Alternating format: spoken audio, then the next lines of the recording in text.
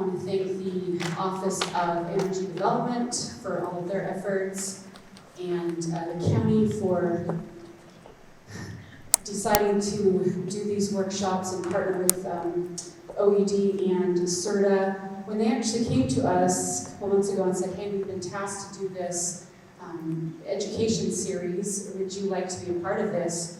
We said, absolutely, we would love to have you come down to Carter County and talk about nuclear energy and educate everybody on what it means, what nuclear means. I tell this story, and I've told it a few times. Several years ago, I actually went to a workshop on nuclear energy, and when I walked into that workshop, I was really skeptical. I really didn't know a whole lot of information, and I learned so much. I walked away with this renewed hope that, okay, this is something that's actually really cool. It can be really beneficial long-term in the future. So anyway, we're excited to have them down. We've got 3 presenters today. I'm going to quick introduce them. I'm going to quick go over the agenda, and then we'll get started. So we have Jeremy Pearson here. He is the Director of Utah Advanced Nuclear Energy Institute, and as the Director of Utah's Advanced Nuclear and Energy Institute, Jeremy worked with diverse teams from the universities to the national labs and private industry to pursue funding for significant breakthroughs and to demonstrate technically commercialized solutions for nuclear energy industry. Recently, as the first director of Utah's San Rafael Energy Lab, and oh my gosh,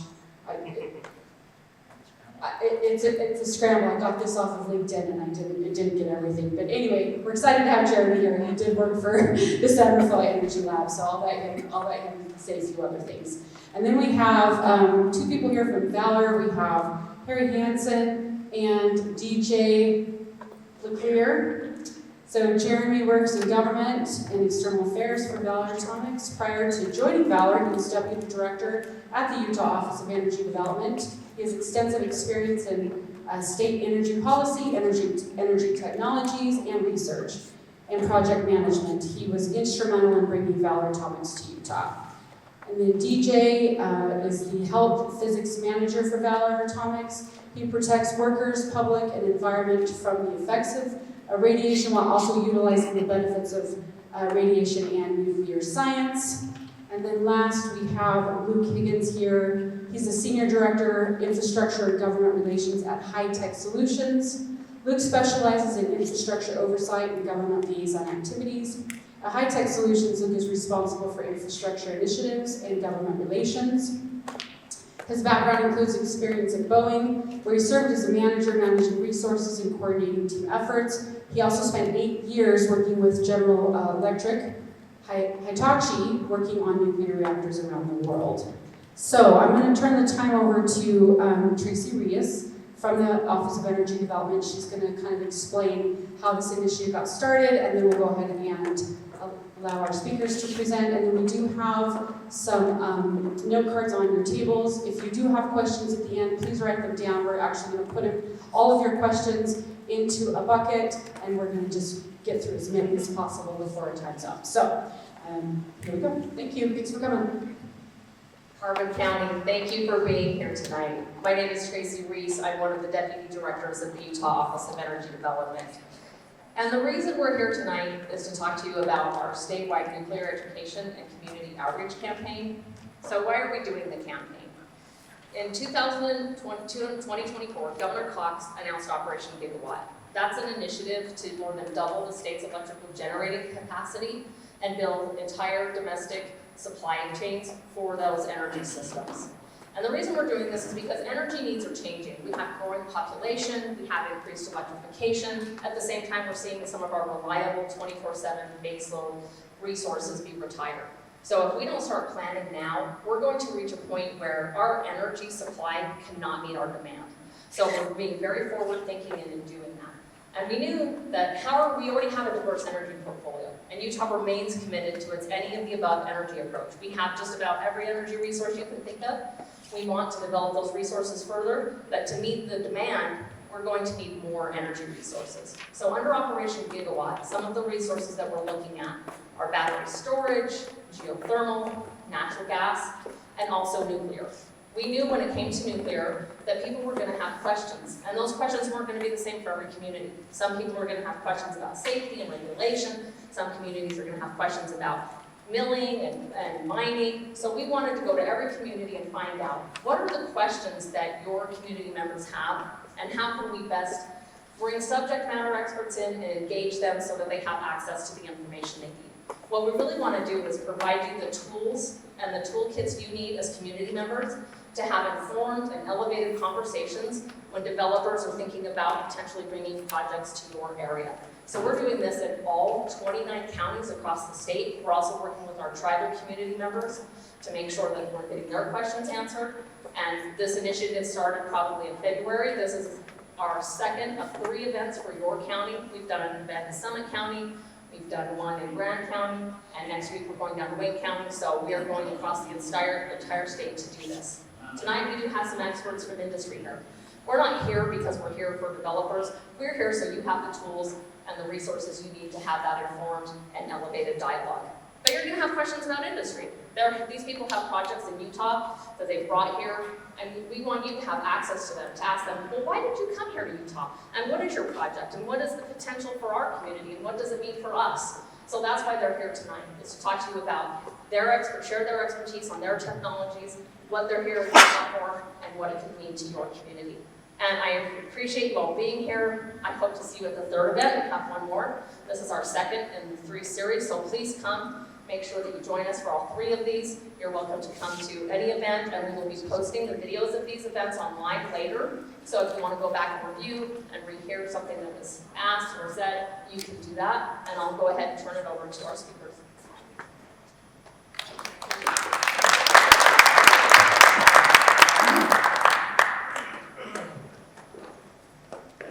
Hello everyone. Like Shanny said, my name is Pearson, and I spent 3.5 years down here at the lab, and so when I come down here, I feel like I'm at home, and I look for every excuse to come visit. I was just down here a couple weeks ago following up on Valar's progress. And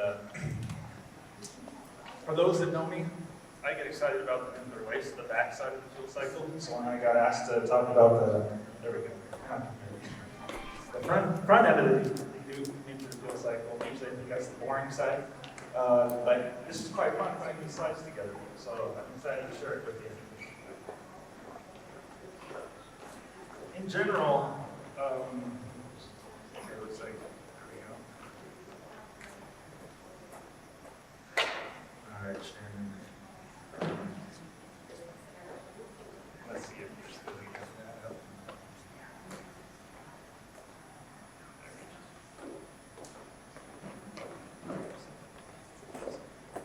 Okay, so I actually got into the nuclear field as a fluke. When I went to grad school, I wanted to do something different.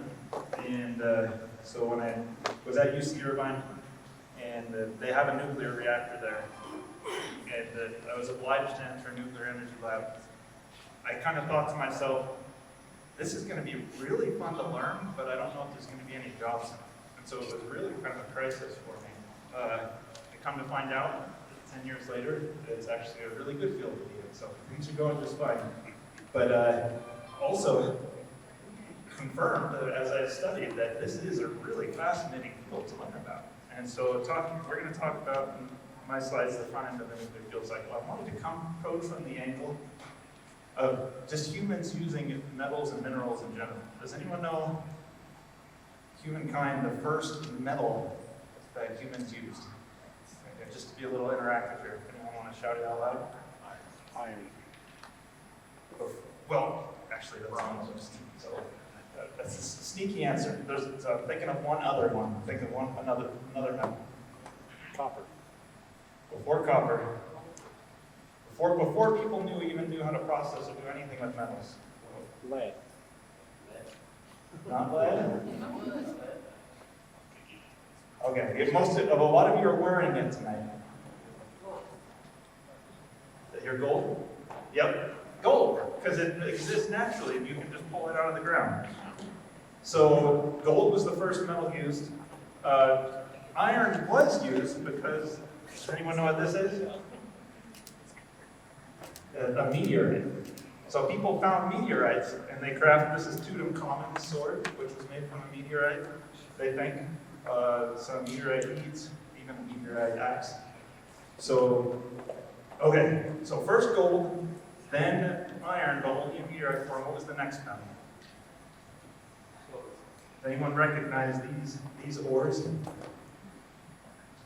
Malachite? Yep. Beautiful ore if you like copper. Malachite and azurite.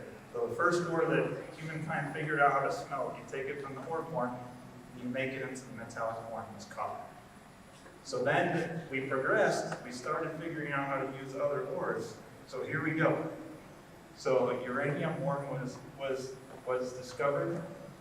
It was, I think they figured out how to use it, make it into metal, but they didn't really know. It was kind of like a junk ore. It didn't really have too many properties. But the discovery of radioactivity of uranium was one of the most fascinating occurrences. If you've heard Richard Rhodes tell this story in his book, he makes it even more exciting. Oh shoot, I didn't write down the name. You remember the scientist? It'll come to me later. But he had some uranium materials he was working with. He wanted to wrap them up in a piece of paper, and he only had a photographic sheet. And he put them together, and it was a cloudy day, there wasn't any sun. Some say he even put it in a drawer, so no light. And he pulled it out, and he had the feeling, I'm just going to develop this photographic paper. Why not? And he developed it, and it had some exposure on it. And he thought, how in the world did light get on this photographic material when I had it in the dark in a drawer? The only answer was it was coming out of uranium ore. So how could a rock emit light? And that was the beginnings of the discovery of radioactivity and fission. And so what happens, as you know, with uranium, a neutron hits it and it splits, and that's fission. But let me just take a step back and talk about combustion first. So combustion, you take oxygen and say coal, carbon, and you put the carbon and the oxygen atoms together. So here you can see CO2, 2 oxygens, and then the carbon in the middle. And when they come together, these blue ones are the electrons. The electrons find new orbitals, and they relax, and they release energy. That's why combustion lets off heat. And so as it happens in nuclear fission, when the uranium atom splits, it's not the electrons, it's actually the center of the nucleus. It splits into two, and the protons and the neutrons relax to a lower energy state, and they release energy. So when you understand the chemistry, it's actually really similar to combustion, just slightly different because it's different parts of the atom that are shifting around. And it's a higher energy heat that comes off. But that's fission. And so the uranium atom will split and release energy. And so when you look, okay, I'm sorry. I'm going to struggle with the microphone today, so I'll keep trying, Tracy, to hold it closer. Feel free to let me know if you're not hearing anything I'm saying, and I'll pull it closer.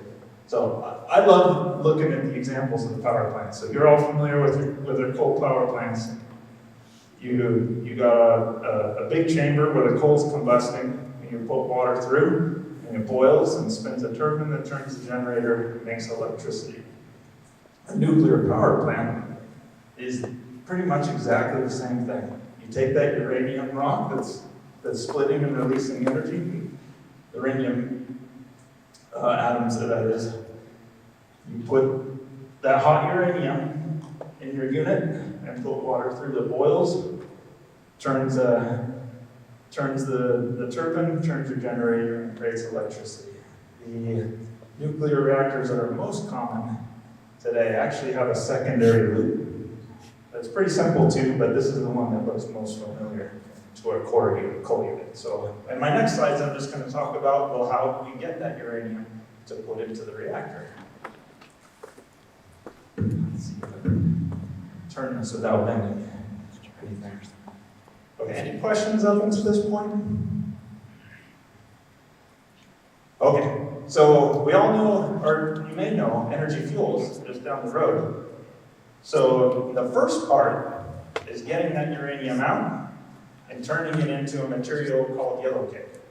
And so you could take the uranium, what they do at Energy Fuels is they take the uranium mined out of the ground, then crush it in the ball mill, and then put it in vats of kind of acidic or other chemicals that will break down the uranium and get it out of the rock.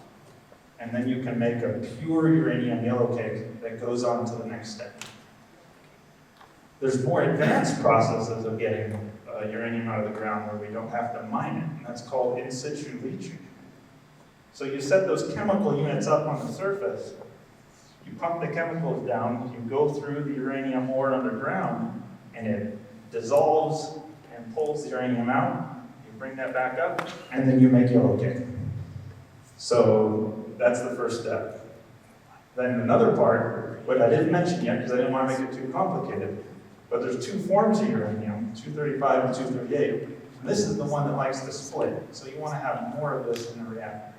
So you move on to your next step, which is called enrichment, where you try to get the amount of this greater than the amount of this. And the most common process is to begin with a process called conversion, which is where you get this uranium no longer in a rock form, but in a form that can turn into a gas. So you add fluorine to it, you have your uranium atom, put 6 fluorines, it's called uranium hexafluoride. You can see in this picture here, at regular temperature and under pressure, it actually exists as a solid, but you just heat it up a little bit and it will turn into a gas. So you make uranium hexafluoride, turn it into a gas, and then you put it through units called centrifuges. The heavier 238 comes out, you recover more of the 235, that's what you want in your nuclear reactor. And so we converted it to a gas that you can do centrifusion, but now you want to deconvert it, take the fluorine back out, so you can put it into a nuclear reactor. So I didn't show you specifically, but natural uranium has 0.7% 235. We want to get up to 5 to 20%. So after you do the centrifusion, you see now your uranium hexafluoride has about 5 to 20%, 20% U-235, so you probably hear the term too. So now comes the deconversion step, where you can convert the uranium to a pure uranium metal, or you can convert it to ceramic, like a mug. And so if you know it's ceramics, they melt at really hot temperatures. This is a really good form, so that's what our reactors are in currently today, is ceramic. So then once you got your fuel pellets, you want to put them into these tubes that go in fuel bundles. And once all the tubes are filled up with all your pellets, then you can drop these bundles one by one into your reactor until the reactor's full. So that kind of walks you through the whole fuel cycle there. And one thing Patrick wanted me to point out, you can see the person with gloves holding the uranium pellets there, holding the uranium here too. So before it goes into a reactor, you can handle it. And it's very mildly radioactive. So another question, which is just really cool about Utah, these tubes here that the uranium goes in, they're made out of zirconium. The location that fabricates all of those tubes for our country is here in Utah, at Western Zirconium, up by Brigham City. Here's their facility. It's a really cool place to visit. Here's just a couple pictures. They get the zirconium material in, process it, make these little rocks of zirconium, compress it and roll it together into these huge ingots. This is about as tall as a person. This picture that I got provided doesn't do it justice. This is a machine with these ingots in it. And so it comes down, you stand by this thing and you just hope you don't get pulled into it like in Indiana Jones. And it just comes down and crushes this thing into a square until it gets them in these little tiny tubes, and then pulls them out and gets them in just the right shape until you have all the tubes needed for all the nuclear reactors in the United States. So we've got a really good portion of the industry focused here. And I just wanted to, before I show you my last slide, I just wanted to make a plug.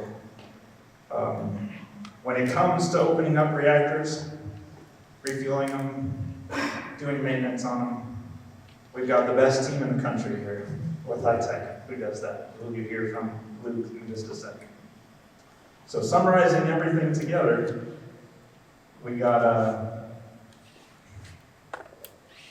you can kind of walk through this yourself, but I love this graph because it's the big picture. So we just talked about all the steps from mining to yellowcake to conversion, deconversion, centrifuging. Here's where it all happens. So take, for example, 2 mines. They mine uranium ore.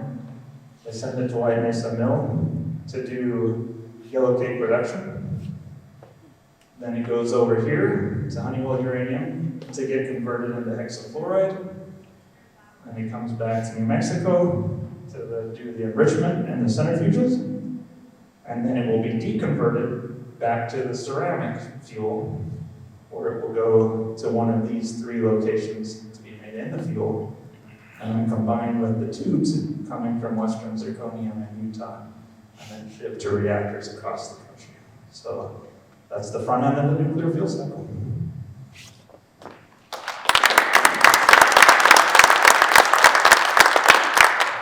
I don't know if we're doing questions now or waiting until later. Okay.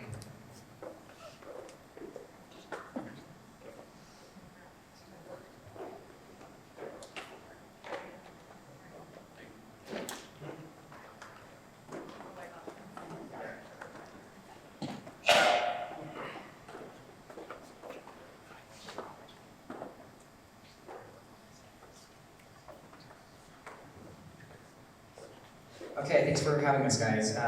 How many of us here have heard of Valar Atomics? Okay, very good. So I actually recently joined the Valar Atomics team. I used to work for the state. My name's Hansen. This is my colleague over here, DJ. He is more of an expert than I am. I just want to apologize to you guys because you got the short end of the stick today. You were going to get Jess Housekeeper. He's our director of operations and very, very knowledgeable on all of this stuff. But today, we just announced we turned the reactor on. Everything's all fine and good, and it was a major milestone for our company. And Jess, being the director of operations, he's otherwise engaged because of that historic milestone. So that's why you have us. I do more of the policy and state side of things, and DJ here is our safety guy, and knows much more of the technical stuff than I do as well. But I'm grateful to be here. Actually, I call this part of the state home. My family's from Huntington. I'm born in Huntington. Jumped up to Salt Lake when I was young, but this is a big part of the state for me. This is what I consider my home state. So I'll throw it over to DJ. Yeah. Okay. And we're kind of winging it. We didn't realize Jesse wouldn't be here until like a couple hours ago when we turned the reactor on. So. Just bear with us. That's right.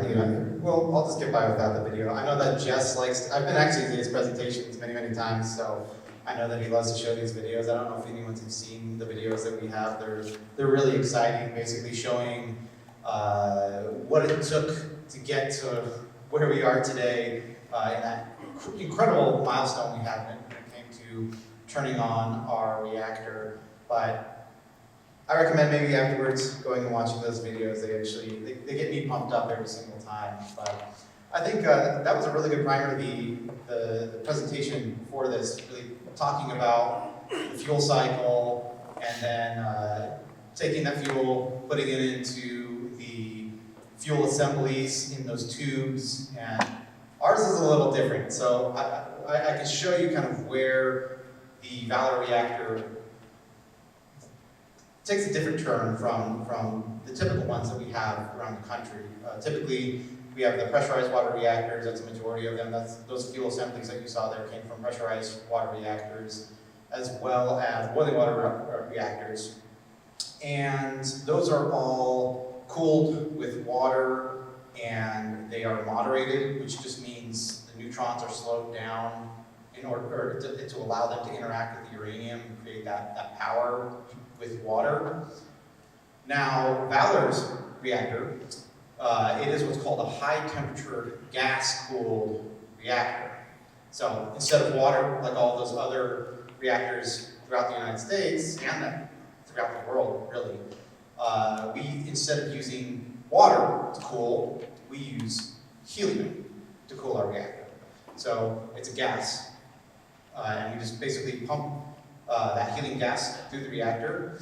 And instead of water for moderation in our reactor, the moderator is actually graphite, solid graphite blocks. And so the graphite acts to slow down those neutrons, and then they can interact with that uranium that we were talking about before, and then you can create the fission, create the power. Another way that our reactor differs from the traditional reactor is the fuel itself. We don't have fuel assemblies in the same sense of those really, really long tubes. We have no zirconium that I know of anywhere in our plant at all. But our graphite blocks actually have channels in them that hold our fuel. Our fuel, instead of just being like a uranium metal, like you all saw there, the little metal pellets, our fuel is what's called triso fuel, and has a similar size. I'd say maybe a little. It's bigger. It's like imagine the tip of your maybe your index finger. And, or some people like to describe it like a AA battery, but maybe a little shorter than a AA battery. And instead of being solid metal, it's actually a matrix. And it has, you take the uranium, and it is kernelized, so it's turned into little kernels. And I'm sorry if I butcher this, but I've heard it many, many times, so I do feel like I have it memorized. But it's turned into little kernels of uranium, and then those kernels are coated with a silicon carbide layer, and that once you've coated it with actually several layers, 3 layers to be exact. That's why it's called triso fuel. You've created basically this encapsulated uranium in silicon carbide, so it's extremely resistant to temperature and accident scenarios. So every single one of our little uranium kernels are really tiny. They're like, imagine, I guess, a buckshot or poppy seeds, ballpoint pen, and then it, where was I going with that? I'm sorry, I've had a few all-nighters the last few days. I actually just came from the criticality, but anyways, so we have these little kernels, right? You take those kernels, you put them, you create a compact out of them, which is graphite. So it's all these kernels suspended in this graphite compact. So that compact is that cylinder that I was talking about, those pellets that we have. And they are extremely tolerant, again, like I said, to accident scenarios. And that allows us to change kind of the way we do safety in our reactor. The safety is all based on that triso fuel being this accident-tolerant fuel, to where we don't have to do things like build a gigantic containment. I can't remember if you showed a containment during the presentation or not. There's huge, you're talking about yards thick of concrete with steel reinforcement. We don't have to do that because our containment is around each individual little kernel of uranium, which is extremely beneficial for us. Now, those fuel compacts, like I said, about the size of the tip of your finger, they are stacked inside of these graphite blocks. Now, these blocks are hexagonal. I'm always bad with my shapes sometimes, but hexagonal blocks, imagine about a foot tall block, hexagonal. You put all the fuel in those blocks, and those blocks are then stacked into our core, which is a lot of other blocks of graphite without fuel in it. I really should this would be a lot easier for you all, but My camera. if you want to, just pull it up on the internet. You can pull up a prismatic high-temperature gas-cooled reactor. Well, again, that pulled up. So all of our fuel goes into these blocks, and those blocks are all stacked in our core, and it's actually not very big. I would say our entire core, the core itself is HTGR.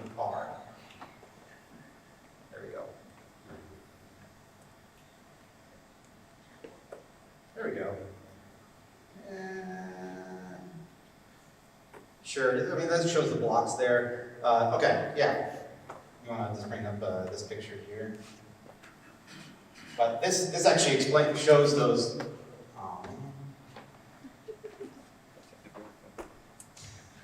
This shows those fuel blocks, and it has channels in there. Not all the channels are filled with our fuel. There's only certain channels that are filled with fuel. Some of the channels are just for that helium to pass through the core, right? So because you got to cool the core, so we pass that helium through the core, and then that TRISO it goes in some of those channels, and then we also have larger channels. I'm not sure for this specific reactor which channel's which, but in our reactor we have larger channels that our control rods go into, and our control rods allow us to basically turn on the reactor. You take the control rods out, the control rods absorb neutrons instead of the uranium absorbing neutrons, so when you pull those control rods out, those neutrons are then able to interact with uranium, create fission, create energy, correct? Right? So, where was it going with that? Okay, go ahead and you can scroll over to the cylindrical compacts. Yeah, so these are the compacts. I really wish this was a higher quality image, but you can see there's like kernels that are in there, and then these are the kernels really zoomed in. I want to say that's like an electron microscope or something, but you can see there the layers around the uranium there acting as that containment. Now, our reactor at Valar is actually quite simple. I don't know if I've lost anyone on kind of what I was just talking about, but it's actually really simple. You have those blocks, you have the fuel in it, you have helium that's passed through the reactor and through those blocks. That helium goes through the reactor, and then it goes outside of the reactor, goes into a heat exchanger, where we basically just take air, just ambient air, we pass it over that heat exchanger, we remove the heat that was produced by the reactor, and then we cool down to a temperature that's safe enough for our blower, just a pump basically that blows, pumps helium in our system, cools enough so it doesn't damage that pump, and then that pump will pump it into another heat exchanger to heat that helium back up, because you don't want to put cold helium into a reactor, because you create temperature differences and stresses. So you heat it back up, and it goes back into the reactor. That's it. There's really not much else to our reactor. There's not a bunch of complex safety systems that are required because of the fact that we use that TRISO fuel, which makes things really easy. We just have a few skids. There's one skid that is what's called our heat transport system that circulates that air around, or the helium around, like I told you. We have a purification system that also pulls some of that helium off, takes out any maybe radionuclides or activated components, anything that might be we don't want in our helium system. It'll purify it and send it back in. But it's quite a simple reactor. It's also surrounded with a biological shield, which I really wish I could show you. Do you have any pictures? But can't really transfer it onto here, right? Anyways, that was really exciting. That actually just went up in the last week. So it got put up, and then we went critical within a few days after that. But basically, it's a bunch of, imagine a reactor. You want to just bring up that reactor picture? Yeah. So you have a reactor that looks like this, sort of similar to this. it was just a bare reactor, I want to say, a week or two ago, and we stacked what looks like Lego blocks. I remember I took my kids into our office in LA last week to kind of show them our office, and we have little 3D printed blocks. And my daughter, first thing she said, she's like, "Oh, those look like Lego blocks." I'm like, exactly, they are like Lego blocks. They have little things so they fit with each other. And that biological shielding is just big concrete blocks that basically make a square or a cube, a big cube around this entire reactor vessel. And it's, how thick is it? 7 feet? Okay, 7 feet thick of concrete. And we don't really like to say concrete because it's almost not concrete, because we fill that concrete with so much heavy material, specifically iron, because that stops photons or gamma rays coming from the reactor, and it acts as a biological shield. It's not really meant for like containment or anything like that. It just protects our workers when they're in the reactor hall from that radiation that comes from that. And what's that? 2 minutes? Oh man. I could keep on talking actually all day about this. I love this stuff. Do you have anything else you wanted to say about it? I can, happy to. Yeah, sure. Oh yeah, and this is all sitting in a big tent in Orangeville. So, I mean, the other thing that I'll just add to that is the fuel is inherently safe, but our reactor design is inherently safe as well. So, one of the components, one of the unique features of our reactor specifically is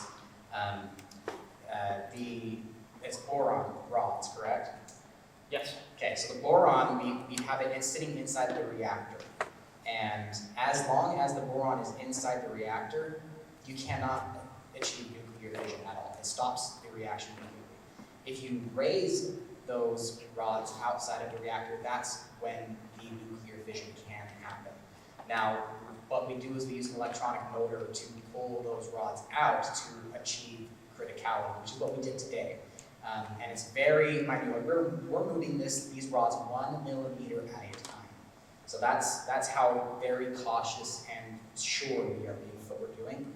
Now, if there were something to go wrong, like power went out or something like that, this reactor is totally fail-safe. Those electric motors would stop. It would drop the boron back into the reactor and cause all operations to stop automatically.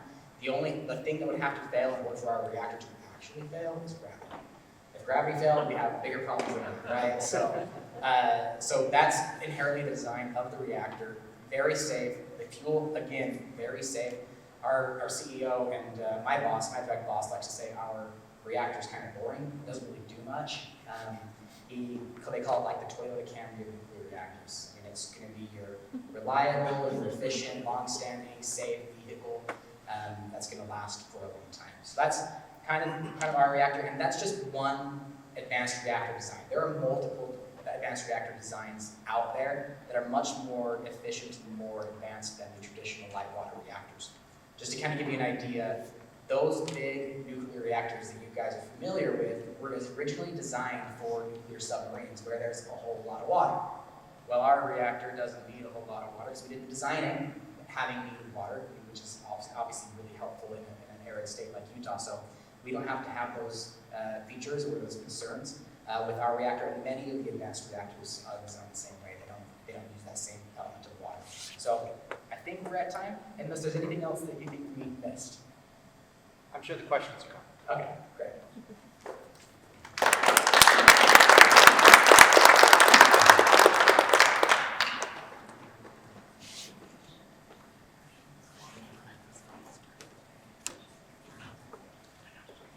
Well, while Patrick gets this set up, Tracy, is this good on mic? Yeah, okay. I want to start by just thanking you all for inviting me into your community. I really appreciate the opportunity to come here and talk to you about something I'm extremely passionate about, and that is nuclear power and the benefits that it can bring to your communities, and also a little bit about how the workforce operates in these plants. So I would love to demystify nuclear power for y'all, and I'm happy to stay around and talk to you one-on-one for however long it takes to kind of explain and help you understand. Okay, so let's see. Patrick, what do I got to do here? Just click. Perfect. So you all may have heard that there was a recent announcement about the Green River nuclear project. That is something that our company, High Tech Solutions, as well as Fulton Point Energy, is partnering with Blue Castle Holdings in to advance that project from its current state, which is basically data collection, through reactor deployment. So a couple things before I get off this slide. Y'all's region has powered the West for generations. So this is not something that is super new to y'all, which is incredible. You have a really strong coal supply chain and coal generation basis here. We are not at all looking to replace that. As Tracy said, the approach that Utah is taking is an any of the above approach. So we would love to add nuclear to your repertoire of generation technologies in the state. And why is this happening? Demand is climbing. It is not just driven by the data center demand, although that is a part of it. There's growing population that we're having to deal with.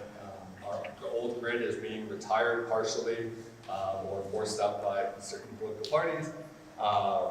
And we want to build stuff in America again. We've transferred so much of that capability and capacity overseas that to bring it back to this country, we need electricity to help and deploy those manufacturing technologies. So this is all kind of converging at a time where our grid was already very strained, and that is why there's a need for these new generation technologies. Okay, so where are we at in Green River? So this project is really cool because they have a head start. So the way that these projects work is basically step number one is go out to the site and gather data. You cannot just say, I'm going to deploy a reactor here and then go build it. That's not how it works. We are one of the most heavily regulated industries on the planet, and so just to start, you need to send teams out to the site, you need to collect data on what's called seismicity, aka if there was to be an earthquake, how vulnerable is that area? Hydrology, what is the water doing in that area, both at ground level and subterraneally? Ecology, what sort of species exist in that area, and would there be detriment to any of those species that live there? And let's see if I'm missing one. Oh, and weather data. And the way that you have to collect all this data is with what we call NQA1, or Nuclear Quality Assurance 1, rated equipment. So not only is it a long process, but all your equipment needs its I's dotted and its T's crossed to validate that that equipment is providing you good information. It's super important that NQA1 procedure is followed to get the site even just started. So that's to take it from greenfield to, hey, we think we're ready to get a reactor on this location. So where the Green River site is at right now is they've done a lot of that data collection, and the data has been stored within that quality program that I was just discussing with you. So what we're looking to do now is we'll engage with the NRC, the Nuclear Regulatory Commission, that is our federal level regulatory body. And we need to ask them, is this data still good? Is this something we can use? And then get a license for the site itself, not the reactor. Once that happens, then we can consider bringing a licensed reactor technology to that location. And I'm going to tell you a little bit about a partner for that in a little bit. But so that kind of brings you through the where we're at, what we're planning on doing, who we are, and how the next stage kind of happens here. Okay, so for this site, there's really 4 simple ideas here. So the one is going to be built in stages, and small modular reactor, or SMR technology, allows us to do that. Instead of large 1,000 megawatt plants, these are staged plants, and our design partner is Holtec. And what their plant design is basically each unit is roughly 340 megawatts. These are still working through their design certification process, which will take roughly. And they will be deployed in pairs, meaning that one plant is roughly 680 megawatts. So that is the design that we're looking to use. What's really cool about Holtec, and the Valar folks kind of alluded to this, is basically we're taking a known, deployed, pressurized water reactor style design and just shrinking it. That's it. So the fuel comes from Richland, Washington, which was shared by Jeremy. We have a known fuel supply. We don't need to go build that supply chain, which if you think building a nuclear reactor is hard as I just described it, building the facility that manufactures the fuel is actually even harder. So we start with a massive head start in fuel is simple, basic, and stuff that we handle every single day out in the field. The design is proven by what's out in the world currently, but it has enhanced safety features that are built in. The whole tech design is what we call walk-away safe, meaning that if everyone left the control room, the reactor would safely cool and shut itself down. It's really, really important. So we're taking old technology and layering on the added safety benefits that we've experienced over the last 40 or 50 years of development in these technologies. And then the whole tech design, similar to the Valar Atomics and Generation 4 reactor designs, as they're called, can actually use air cooling. So these systems that Holtec designs, builds, and manufactures in the USA are already deployed at reactor sites for other uses. And it's the equivalent of the radiator on your car with fan system, really. That's all it does. So it's a closed loop system that runs air across fins to cool water. Your HVAC in your house basically does the same thing if you have air conditioning. And based on the temperatures here, I'm assuming most folks do it now. Okay. Oh, another thing that I really want to highlight is this is not intermittent power. This is very similar to your coal plants. Extremely high uptimes, reliable, firm power. This is not only when the sun shines, this is not only when the wind blows, and that's why it's super, super critical. And I see some black, so I know you guys appreciate that. So, what could a project like this mean for the region? So, a few things. New jobs and good quality jobs in a field of generation that you guys already know about. You used to likely have friends and family that work in generation facilities, or maybe you yourself do. The Nuclear Energy Institute has a really awesome statistic, and that is for every one job that is created in a nuclear power facility, 2.5 jobs are created elsewhere to support that, whether it be in the local economy, supply chains, manufacturing, etc., to support these plants. So you can think about, okay, if a plant has, call it say 300 jobs, then 750 jobs would be created for a continued, durable 1,000+ jobs in that area for a 2-unit plant. This will obviously increase your tax base as we are taxed on energy. Power day and night, these are built to last. It's actually quite crazy to think about, but we have nuclear power plants right now out there in the industry that have their licenses extended to 100 years of operation. These are not 20-year plants, they're not 30-year plants, these are generational plants. Like, it's actually pretty cool when you go out to the plants, a lot of these people are at the age of retirement or beyond. The folks who constructed those plants work there, their sons and daughters work there, and then their grandchildren started working there. So these are generational opportunities that really want to highlight that. The whole tech design, for reference, their initial design certification is intended to operate for 80 years. So they still need to be granted that by the regulator, but that is the goal that they're shooting for. And the sites are significantly smaller than traditional nuclear sites, although most of the acreage on a nuclear site is actually what's called the protected area, basically the security perimeter. So the sites themselves are actually quite small compared to the land mass required for the sites. Okay, so let's get real and talk about what jobs we're talking about. When I talk about nuclear power, I am not talking about nuclear engineers. There are literally like 6 of them at every site, so that is not what we need a lot of. We need hands-on jobs. We need mechanics, we need welders, machinists, pipe fitters, boiler makers, electricians, crane operators, and riggers. Everything in nuclear power is crazy heavy, and they're almost all engineered rigging lifting opportunities, so those jobs are critical. We do need reactor operators, people who run the plant and the auxiliary systems. We need quality and safety inspectors because everything we do is governed by extremely high quality and safety standards. It's not just during construction, it is also during operation of the plants. And we need a security force to make sure that these facilities are safe from threat attacks. So where do those folks come from? This is not a linear process where you go through elementary school, and then you enter into high school, and then you have to go to a trade, and then you have to go to some sort of advanced education. We have people join every day from high school and are trained to the nuclear level of quality and safety. we have people coming in from technical colleges as welders, machinists, electricians, tradespeople, through apprenticeship programs, perhaps through unions as required, through advanced energy or advanced degrees, including engineering, and all of the subsequent ones, including nuclear engineering, but we need way more mechanical, electrical, instrumentation, control, chemistry, those sorts of degrees than we do nuclear engineers. Military and veterans, we want to take those incredible skills that folks have gained in the military and put them to great use in the civilian workforce post-deployment. And experienced trades as well. If folks said, hey, I love what I do at the farm or other places, but I want to convert those skills to go work somewhere else, that is absolutely something that you can do in nuclear power. And actually, most of our best people are farmers. They come from the farm, they have an extremely hard work ethic. They know what it takes to work on heavy equipment and machinery. They come in, they get layered on training to the nuclear level, and they do incredible things out in the field for us.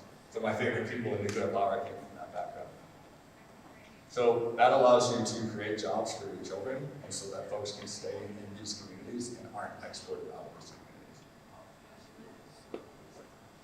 So, kind of to close up, we have a really good head start locally here on a planned site. That doesn't mean it's imminent, but that means we're pretty far ahead. This is additive and not a replacement for currently deployed generating assets.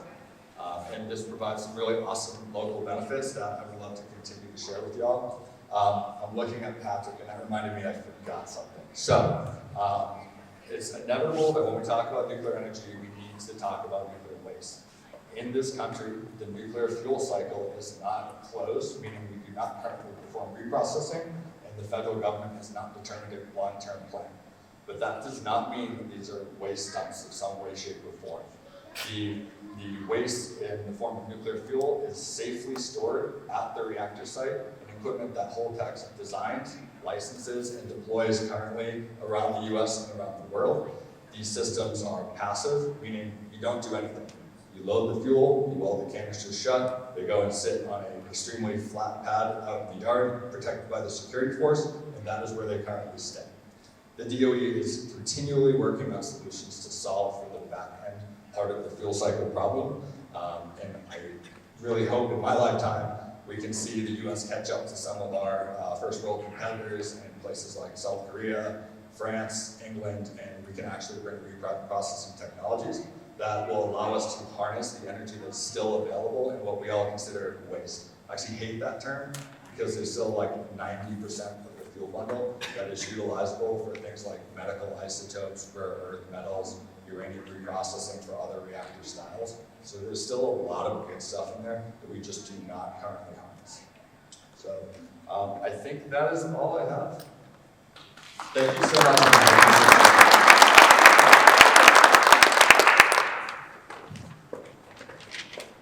Thank you so much.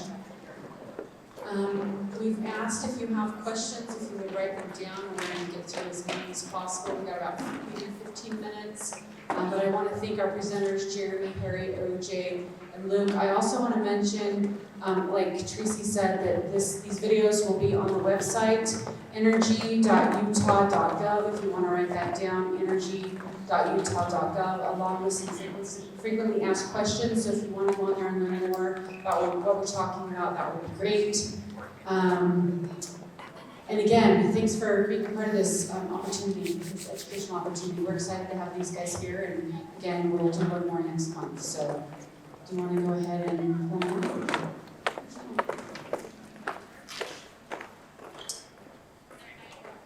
What would a meltdown look like in an HTGR reactor?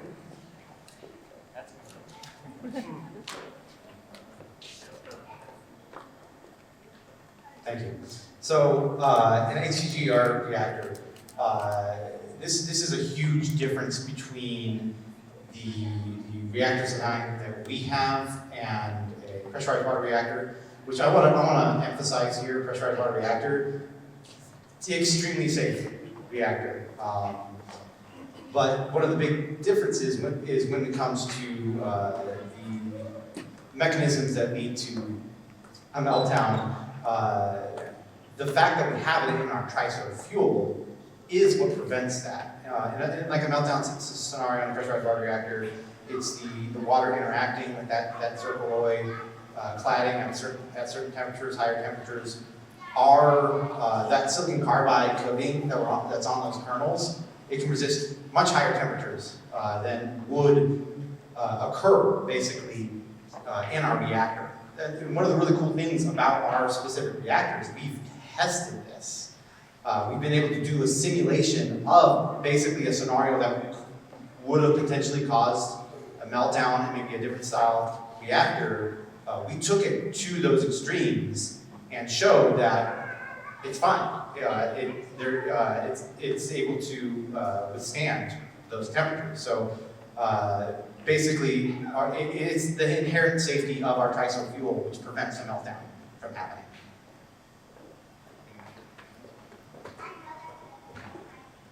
I'll add a little bit because I did a little research on the two because learned a lot myself. Found it really fascinating. So like he was saying, conventional reactor, if they lose the water and can't cool themselves down, then you can have problems with the fuel melting. But in the HTGR, the fuel melts at such a high temperature that you could even lose the coolant, and the fuel would just heat up, radiate heat to the container, and the container would radiate it to the environment, and the fuel can't melt.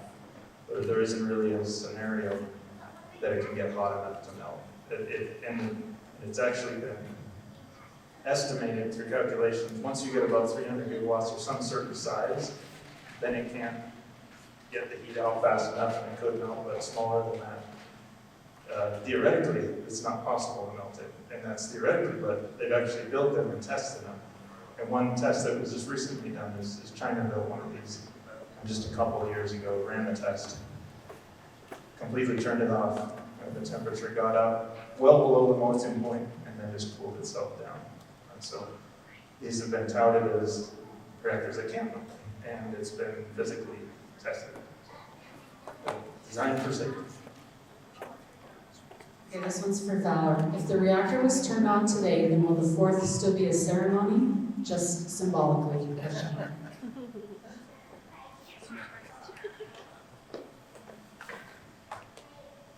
It's a good question. So the president wanted us to reach a criticality before July 4th, which we've done today. But we will still put together a celebration.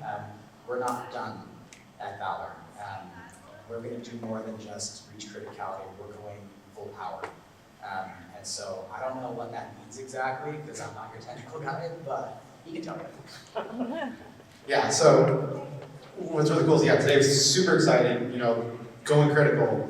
We're not just going to go critical, we're taking this thing, to full power before 4th of July, which I personally think really sets us apart from the others, is the fact that we're able to have a complete working system and go to full power, which basically means you go beyond the level of where you're just at a steady state, producing neutrons that are able to create a chain reaction. You're actually doing enough of that in order to heat up the fuel and those blocks and actually heat up the helium.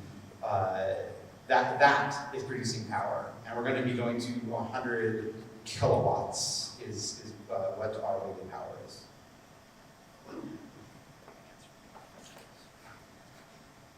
Okay, another one for Valar. There was a helium shortage about a decade ago. Could another helium shortage derail your processes?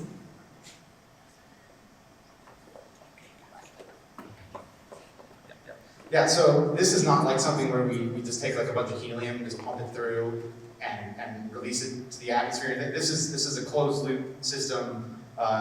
Sure, we have, I can't remember how many bottles, I want to say like a dozen or so bottles of helium. So it's not like we have this incredible need for lots of helium in our system. So that hasn't been, from what I know, an issue. I don't know if you know anything else about that. Yeah, I think that's something Luke you can add too. This is just something I was just researching yesterday because I got curious. Because up until this point, I knew helium is the only non-renewable resource. And I thought, gosh, could we get it for fusion reactors? Because that's what comes out, but there wouldn't be enough of it.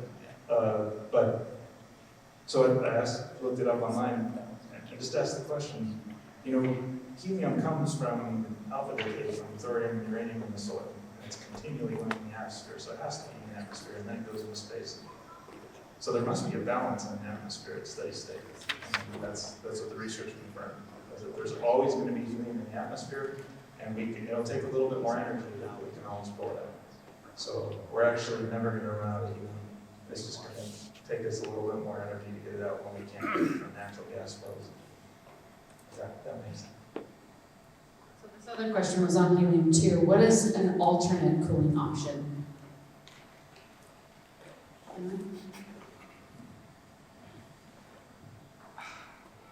So this kind of goes into other advanced reactors. I mean, you have sodium-cooled reactors, you have lead-cooled reactors.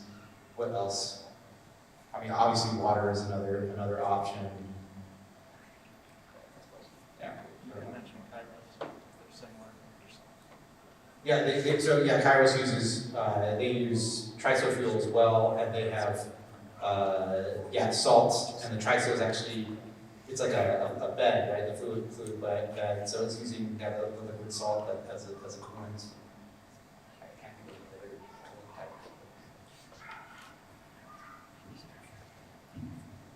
Okay, for Valar, do these pods expire? What happens once the rods are spent?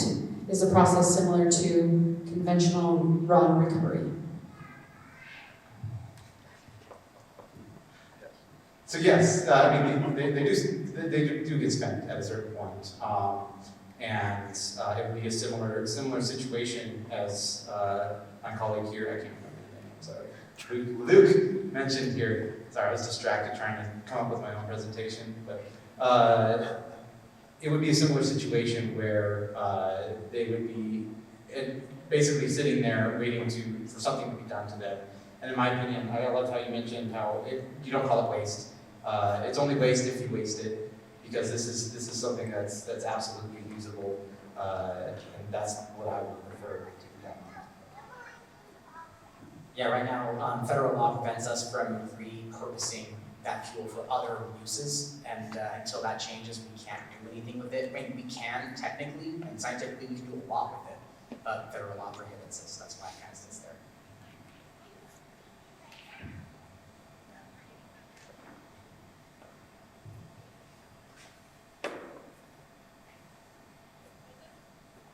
Okay, Valar, is the graphite blocks, I'm having a hard time reading this, the containment, and is there waste, and how is that handled or processed?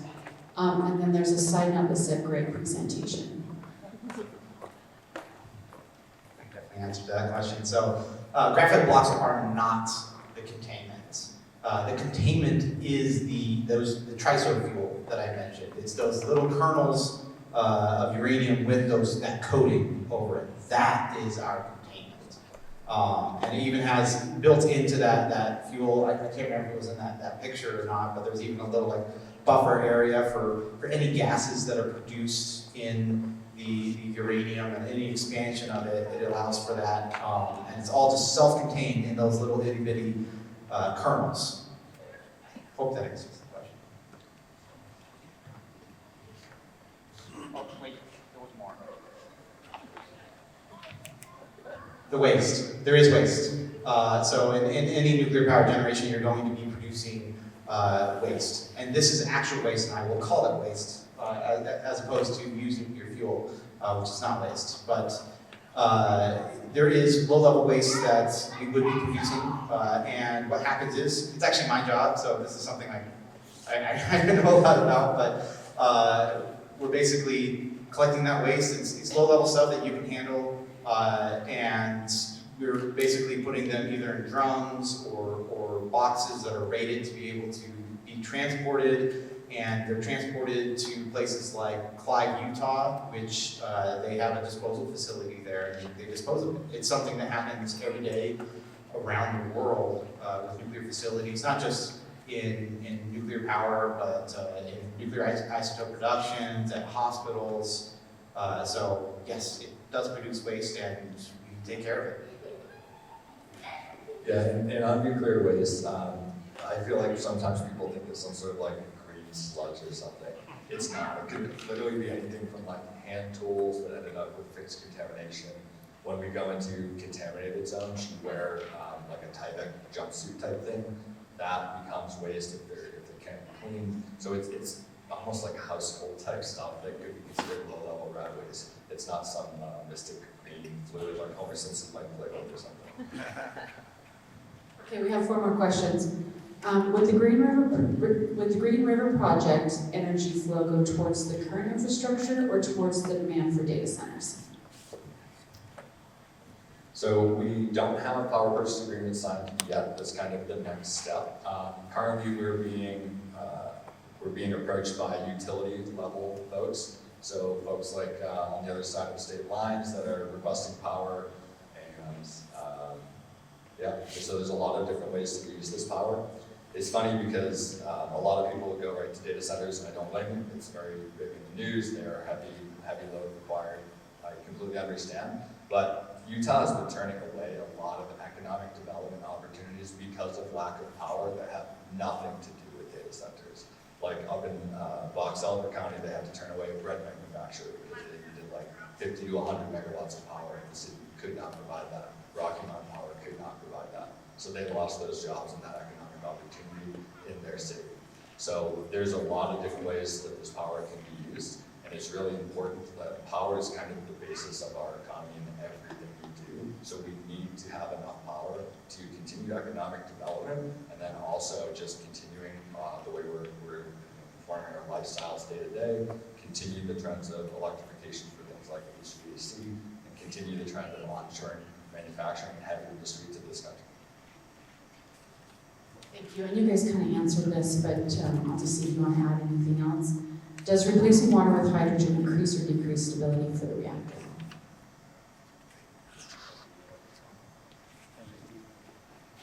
And to be clear, it's helium that we have. And stability, well, the operation is very different when you're using helium. For one thing, helium doesn't activate.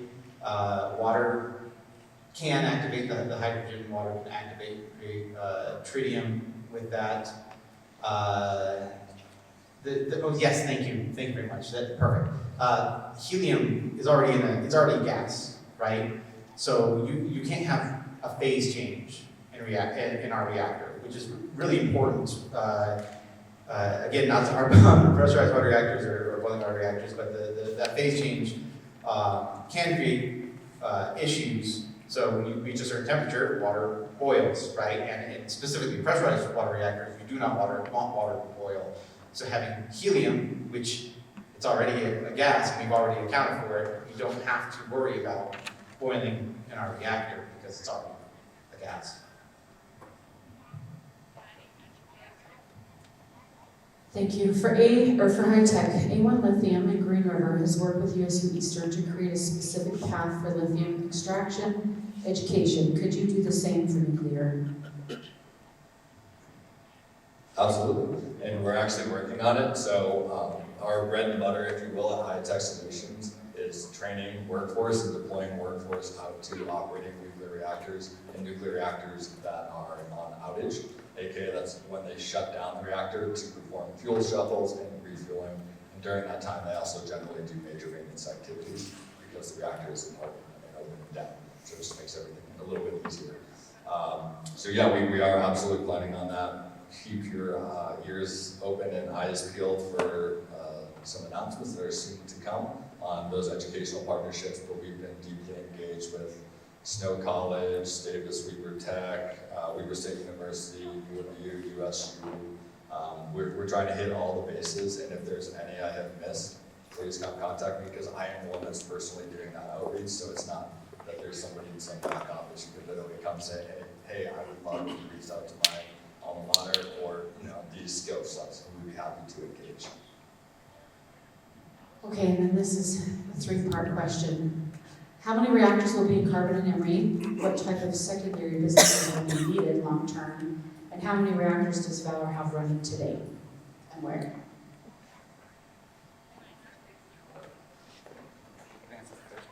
The last turn, Yeah, so to answer that last question, how many reactors do we have running? I'm really excited to say we have one reactor running. That is our first reactor. And I know that there is plans to have more. There's long-term plans for additional reactors. I don't know if you can speak anything more to that, but.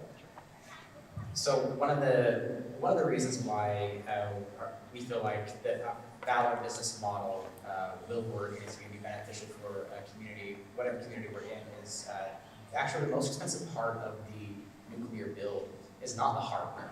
It's actually all the environmental studies, the permitting, and the regulations, and the time that goes into all of those. Nuclear is safe for various reasons, including the regulation, and including the studies that are needed before you site anything.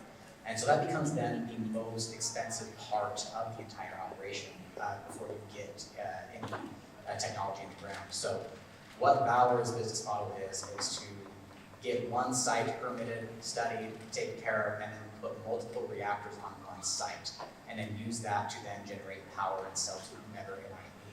So our business model would then have that design where behind one fence line we have multiple reactors. Whatever that looks like, I don't have the answer to that exactly right now. It depends on who, for example, comes to Valar and says, hey, we want power, right? If we're looking at a 50 megawatt system, Valar's reactors, we only need 2 of them.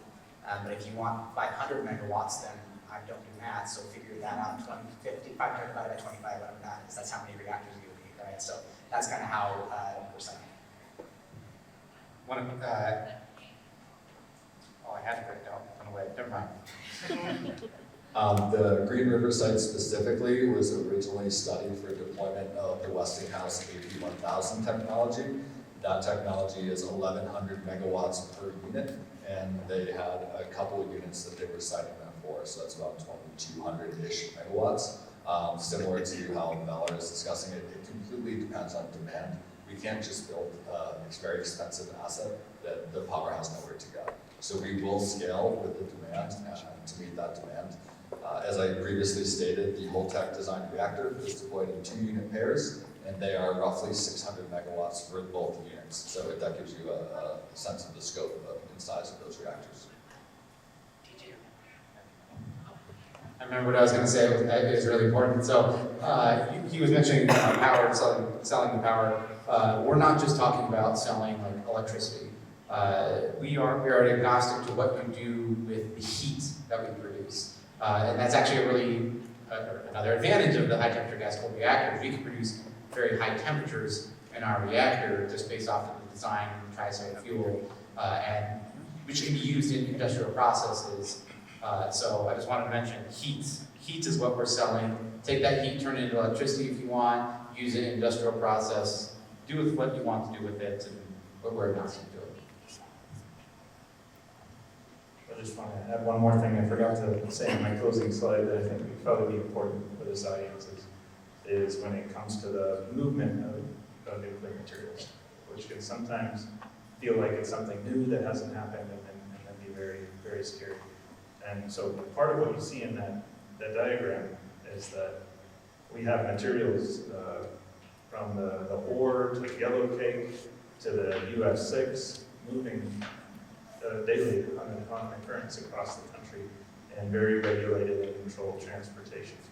And then when it comes to the spent fuel, which is even more radioactive, we actually have all of our naval spent fuel and submarine spent fuel as arrived at the ports and then been transported across the country to Idaho National Lab, with every shipment happening without incident on record. And so it's just really helpful to know and to see that the transportation is something that's actively done safely, and even the most dangerous parts have a 100% safety track record.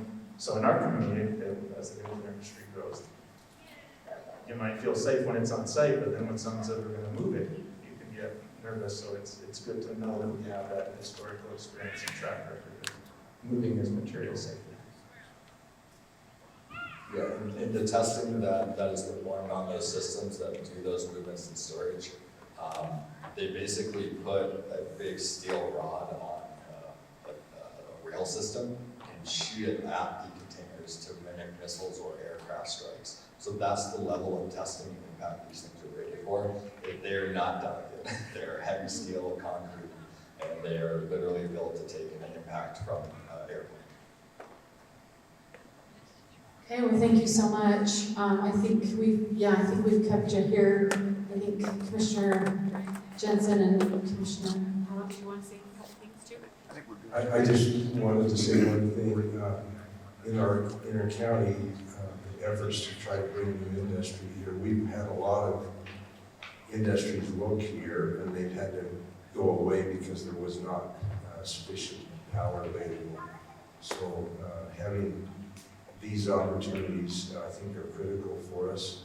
And so the education that you continue to learn about this, I hope that you do. We had two options for power. One was Rocky Mountain Power gave us an estimate of $8 million to get 8 megawatts of power, and another company that needed over 100 megawatts, and it was between $42 and $62 million to give that power to the